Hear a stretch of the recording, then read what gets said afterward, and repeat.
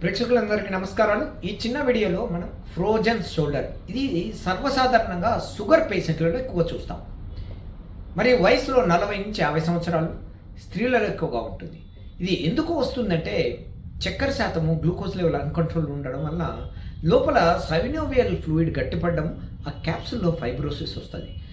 దీనికి differential డయాగ్నోసిస్గా పెరిఆర్థరైటిస్, rotator cuff syndrome అనేవి కూడా ఉంటాయి. దీనికి మొదటి స్టేజ్లో రెండో స్టేజ్లో కనుక్కున్నామంటే చిన్న ఎక్సర్సైజ్తో భుజాలు ఆడించడము, కదలిక ఉండడము, ఈ స్థిరత్వం లేకుండా ఉంటే ఈ ఫ్రోజన్ షోల్డర్ను తగ్గించవచ్చు.